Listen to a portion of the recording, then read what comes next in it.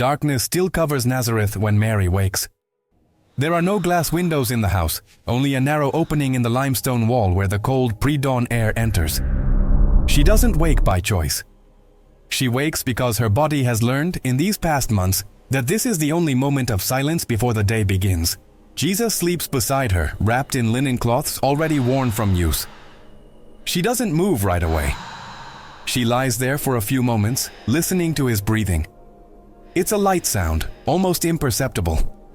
Sometimes she brings her hand close to his face just to feel the warm air coming from his nostrils. Soft, He's okay. pulsing He's alive. tones. Another day. I will protect Joseph you. sleeps on the other side of the room, on a straw mat. He comes back late every night, his hands rough from working wood and stone. She hears his heavy breathing, exhausted. She doesn't wake him. He needs these last minutes of rest. Mary rises slowly, adjusting her cloak over her shoulders. The packed earth floor is cold under her bare feet. She walks to the corner of the house where the dry twigs and small pieces of goat dung she collected days ago are kept.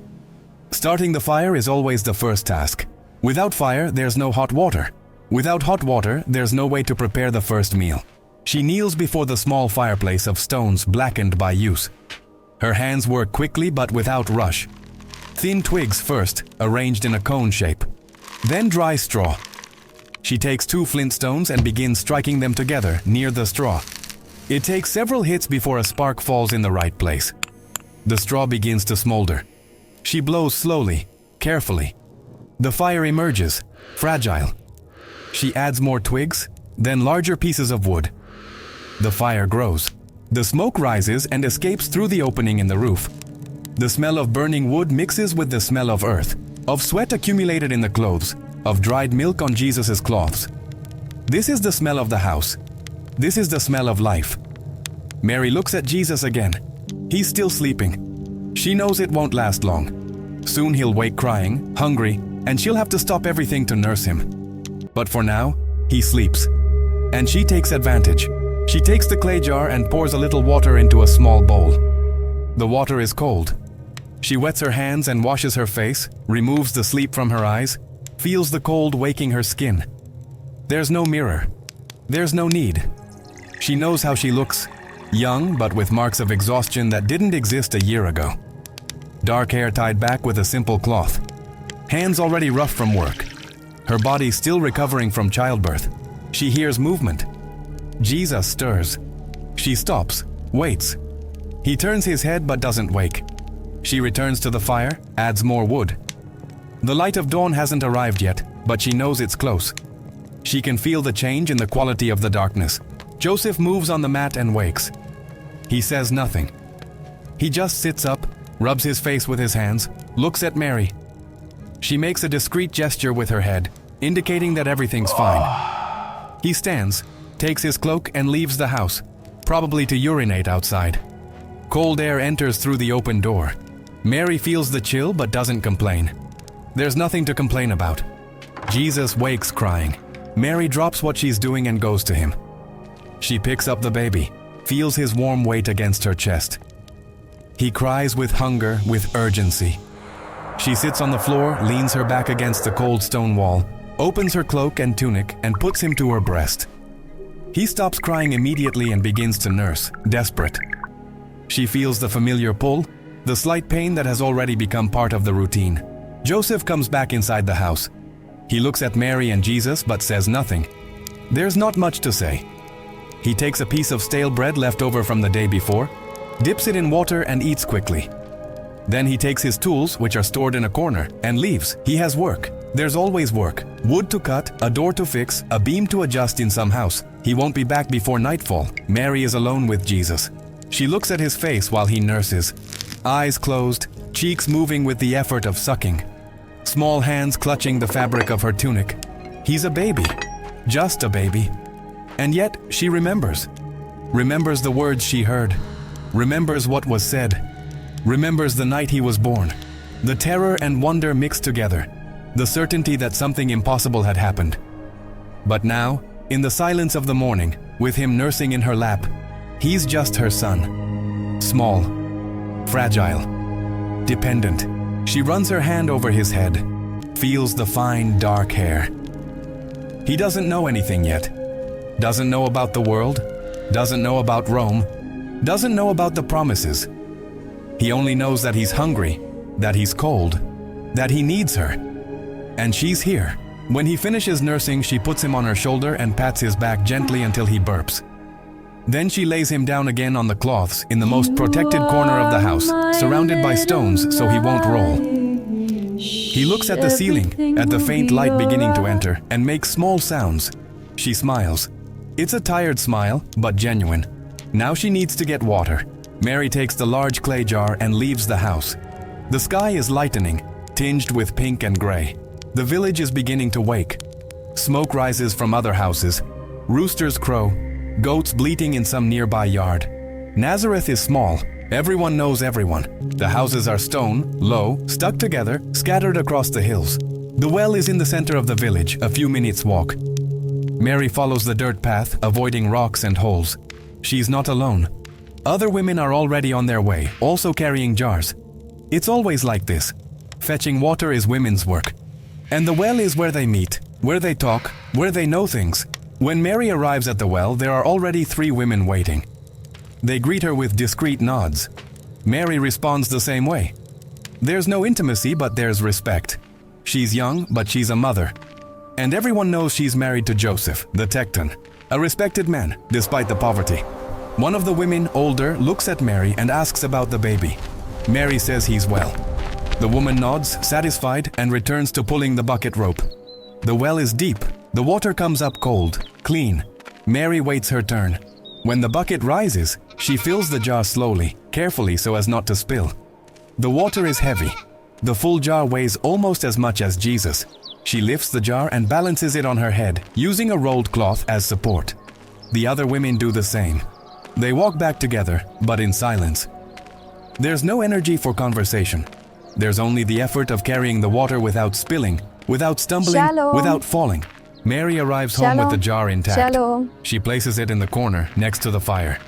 Jesus is still awake, looking at nothing, making low sounds. She checks if he's clean. He's not. She takes a damp cloth and cleans him, changes the dirty cloths for clean ones. There are no disposable diapers. There are only linen cloths that need to be washed, dried, and used again, and again, and again. Good morning, Sarah. She hangs the dirty cloths on a morning, rope in Leah. the corner of the house. May your day be blessed. She'll wash them And later yours when too. she has time. Thank you. Now she needs to grind grain. Mary takes the small stone mortar and pestle. She takes a handful of wheat grains from a sack stored in a niche in the wall. There isn't much. There's never much. She puts the grains in the mortar and begins to pound. The sound is dry, repetitive. Talk, talk, talk. Her hands work with force, breaking the grains, turning them into coarse flour. It takes time. It always takes time. Jesus begins to cry again. Mary stops pounding, wipes her hands on her cloak and goes to him. She picks him up, rocks him, murmurs low sounds to calm him. He calms down but doesn't sleep. Just stays there, in her lap, looking at her face. She looks back. There's something in his eyes, something she can't name. He's so small, but sometimes when he looks at her like this, it seems like he knows. Knows something. Knows everything. And then he blinks, and he's just a baby again. She puts him back on the floor, surrounded by cloths, and returns to the mortar. Talk, talk, talk. The flour accumulates. When there's enough, she stops. She takes a bowl, mixes the flour with water and a little salt. Kneads with her hands. The dough sticks to her fingers, but she continues. Adds more flour. Kneads more. The dough begins to take shape. She divides it into small portions and flattens them with her hands, forming thin discs. The fire is still burning. She places a flat stone over the coals and waits for the stone to heat up. When it's hot enough, she places the dough discs on the stone. They begin to sizzle, to puff up, to brown. The smell of bread fills the house. It's a good smell. A smell that means there will be food. She turns the discs carefully, using a stick. When they're ready, she removes them and stacks them in a bowl. They're simple breads. No yeast, no seasoning. Just wheat, water, salt. But they're bread. And that's enough. Mary eats one, still warm, sitting on the floor. She chews slowly, feels the rough texture in her mouth, drinks a little water. Jesus is quiet, looking at the fire. She eats another piece of bread. Her stomach stops hurting. The sun is already high when she finishes eating. The heat begins to enter through the opening in the wall. It's summer. The heat in Galilee is oppressive, dry, relentless. Mary feels the sweat beginning to run down her neck. She picks up Jesus and leaves the house. She sits outside in the shade of the wall. There's a light breeze, hot, but better than the still air inside the house. She puts Jesus on the floor on a cloth, and he stays there, moving his arms and legs, trying to grab his own hand. She watches. He's growing. Every day, a little more. Soon he'll start crawling. Then he'll walk. Then he'll talk. And then? She doesn't know. A neighbor passes by carrying a basket of clothes. She waves to Mary. Mary waves back. The neighbor looks at Jesus, smiles, and continues on. Mary stays there, sitting, her back against the warm stone wall, watching her son. Midday arrives heavy. The heat is suffocating. Oh, my precious one. Mary goes back inside the house, What is this takes wonder? Jesus with her. She nurses him again. He nurses slowly, sleepily. When he finishes, he falls asleep on her chest. She doesn't move. She stays there, sitting, with him in her lap, feeling his warm weight, listening to his gentle breathing. She should sleep too, but she can't. There are clothes to wash. There's bread to make again tomorrow. There's always something. But for a few minutes, she just stays there, holding him, looking at him, thinking about the words that were spoken, the promises, the impossible that already happened, and what hasn't happened yet. She doesn't know what's coming. Nobody knows. But she knows he's hers. For now. And she'll take care of him. She'll feed him, clean him, protect him. She'll do what any mother does, because that's what she knows how to do. The afternoon drags on. Mary lays Jesus down to sleep and takes the opportunity to wash the dirty cloths. She takes the bowl with water, adds more water from the large jar, and begins to scrub the cloths with her hands. The water gets dirty quickly. She wrings out the cloths, throwing the dirty water away, and rinses them with clean water.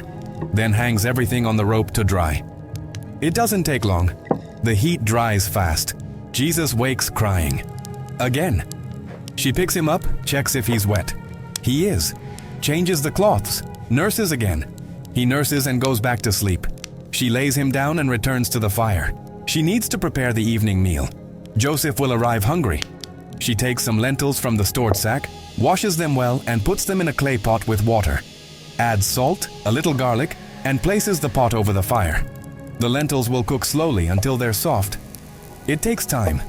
Everything takes time. While she waits, Mary sweeps the packed earth floor with a broom made of dry branches. It doesn't help much. The dust always comes back. But she sweeps anyway. Jesus wakes up again. She picks him up, walks around the house with him, murmuring low sounds, rocking gently. He calms down, but doesn't sleep. Just stays there, in her lap, looking around with big, dark eyes. The light of day begins to change. The sun descends, painting the sky orange and red. Mary sits at the entrance of the house with Jesus in her lap and watches the sunset. It's beautiful. For an instant, she forgets the exhaustion, the poverty, the weight. For an instant, there's only the light, the baby, and the silence. Joseph appears at the end of the street, walking slowly, carrying his tools. He's covered in dust and sweat. Mary sees him and stands up. He reaches the house, puts the tools on the ground, and looks at her. Looks at Jesus. "Is he okay?" Joseph asks. "He is," Mary answers. Joseph nods, enters the house, washes his hands and face in the water Mary left prepared. He sits on the floor, leaning against the wall, and closes his eyes for a moment. Mary goes to the pot, stirs the lentils, checks if they're ready. They are. She serves the lentils in clay bowls, takes the bread she made in the morning, places everything on the floor between her and Joseph. They eat in silence. There's no table, there are no chairs. There's only the floor, the bowls, and the shared exhaustion. Jesus is quiet in the corner, lying on the cloths. His eyes are beginning to close. Mary eats slowly, watching him. Joseph finishes eating and lies down on the mat. Within minutes, he's sleeping. Mary finishes eating, washes the bowls, stores what's left of the lentils for the next day. Then she goes to Jesus. He's already sleeping. She covers him with a thin cloth, runs her hand over his head, and whispers something she herself doesn't understand. A prayer. Look A blessing. what we